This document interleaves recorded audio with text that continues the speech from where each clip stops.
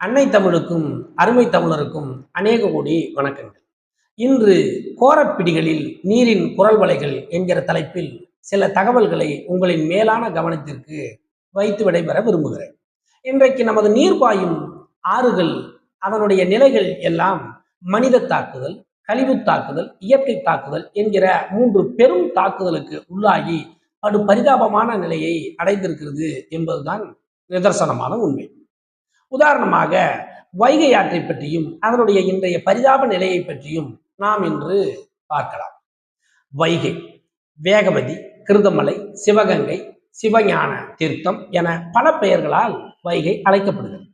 சிவனுடைய தலையிலிருந்து வைகை பிறப்பதாக செவிவழி செய்திகள் சொல்கிறது.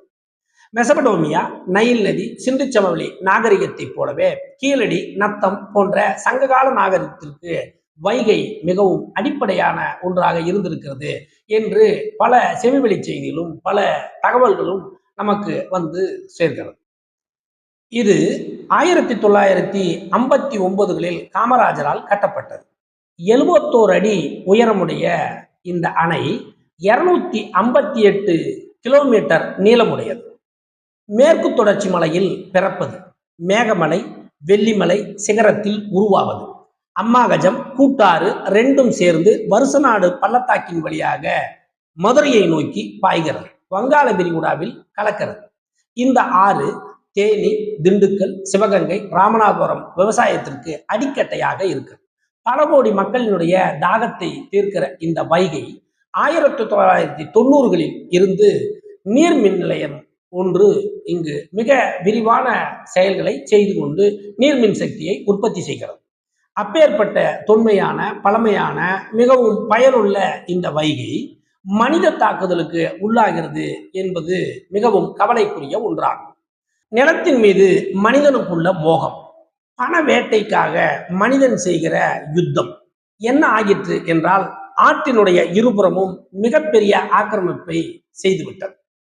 அதிகாரத்தினுடைய அசரத்தை ஆக்கிரமிப்பை இன்னும் அதிகப்படுத்திவிட்டது. ஆற்றின் அகலம் பல இடங்களில் சாக்கடை அளவுக்கு குறுகிவிட்டது. வைகை பிறக்கிற மூல வைகையே இன்றைக்கு வறண்ட பிரதேசமாக மாறிவிட்டது. வருசநாடு, மயிலாடும்பாறை, ஆண்டிப்பட்டி போன்ற பகுதிகள் எல்லாம் இன்று நீரில்லாத பிரதேசமாக மாறிக்கொண்டு வருகிறது. வைகையின் உள்ளேயே பெரும் ஆக்கிரமிப்புகளில் அந்த வைகை சிக்கி திணறிக் கொண்டு இருக்கிறது. ஏறக்குறைய 71 அடி உயரமுடைய ஏறக்குறைய 71 அடி உயரமுள்ள வைகை மிகவும் குறைவான நீர் நிறைந்த நிலையிலேயே தண்ணீர் திறந்து விடப்படுகிறது. அதாவது 70 அடி கொள்ளளவு எட்டும் போதே அந்த வைகை திறந்து விடப்படுகிறது. ஏனென்றால் அங்கே தனியாரினுடைய ஆக்கிரமிப்பு, நிலங்கள் மூழ்கிவிடும் என்பதால் இந்த முன்னெடுப்பு நடவடிக்கைகளை செய்கிறார்கள். இதனால் வைகையினுடைய பலன் மக்களுக்கு சென்று சேர முடியாமல் போய்விட்டது. இப்படித்தான் பல குளங்கள் இன்றைக்கு கட்டிடங்கள் ஆகிவிட்டது. வைகை பாயும் ஆண்டிப்பட்டியே இன்று மிகவும் தண்ணீர் பஞ்சத்திற்கு உள்ளாகிறது என்றால் இது செயற்கை பஞ்சமே ஒழிய இயற்கை பஞ்சம் இல்லை. இது தவிர பல குளங்கள் இன்றைக்கு கட்டிடங்களாக மாறிவிட்டது. ஆற்றுக்கு குறுக்கே ஏராளமான பாலங்கள் கட்டப்படுகிறது. கட்டப்பட்ட பாலங்கள் மீண்டும் கட்டப்படுகிற போது அந்த இடங்கள் சரியாக தூர்வாரப்படாமல் அங்கங்கே சிமெண்ட் கழிவுகளால் வைகை என்பது ஆக்கிரமிக்கப்பட்டு நீர்பிடிப்பு பகுதிகள் எல்லாம் மிக மோசமான விளைவுகளை சந்தித்துக் கொண்டிருக்கிறது. ஆற்றுக்கு நடுவிலேயே தனியாரினுடைய ஆழ்துளை கிணறுகள் உருவாக்கப்படுகிறது. ஆற்று நீர் இயந்திரத்தின் வழியாக மேலே உறிஞ்சப்படுகிறது. இயற்கை தாக்குதல்கள் என்றால் இன்னும் மோசமான பின் விளைவுகளை வைகைக்கு செய்து கொண்டிருக்கிறது.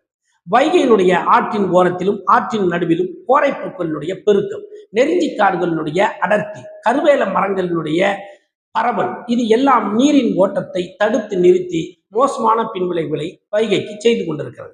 நிலத்தடி நீர் வெயில் காலத்தில் தேவையற்று மேலே உறிஞ்சப்படுகிறது. இது எல்லாம் இயற்கை தாக்குதல்களால் வைகை மிகவும் மோசமான நிலையை அடைந்து கொண்டிருக்கிறது. இது தவிர கழிவு தாக்குதல்கள் என்கிற ஒன்றும் வைகையை மிகவும் சீரான நிலையிலிருந்து மீட்டெடுக்க முடியாத மோசமான படு பாதாளத்திற்கு கொண்டு தள்ளிவிட்டது. மனித கழிவுகள் ஆற்றை நோக்கி நேரடியாக திருப்பி விடப்படுகிறது. பேரூராட்சி, ஊராட்சி கழிவுகள் வைகையில் கொட்டப்படுகிறது. கழிவுகள் ஆற்றில் தீ வைத்து எரிக்கப்படுகிறது. கிராம நகர சாக்கடைகள் எல்லாம் நேரடியாக வைகையினுடைய ஆற்றில் கலக்கும்படி செய்யப்படுகிறது. தொழிற்சாலை கழிவுகள், ஆபத்தான மருத்துவ கழிவுகள் எல்லாம் வைகையினுடைய ஆற்றின் நடுப்பகுதிகளில் கொட்டப்படுகிறது, மண் போட்டு மூடப்படுகிறது. இத்தனை பெரும் ஆபத்துகளுக்கு இடையிலேயும் வைகை இருப்பதே ஒரு பேர் அதிசயம்தான். இன்று நமது ஊரில் பேரிரைச்சலுடன் ஓடிய ஓடைகள் எங்கே? மனிதனுக்கும் மாட்டுக்கும் வெட்டி வைத்த குளங்கள் எங்கே? ஆடைகள் துவைக்க வெட்டி வைத்த வண்ணான் துறைகள் எங்கே? ஆடு மாடுகள் குளிக்கவும் குடிக்கவும் தேக்கி வைத்த தண்ணீர் தெப்பங்கள் எங்கே? அங்கேதான் நமது வைகையும் போக வேண்டுமா? வேண்டாம் என்றால் விழிப்பது நமது கடமை. வைகை நமது உரிமை. தண்ணீரின் குரல் மீண்டும் ஒலிக்கும்.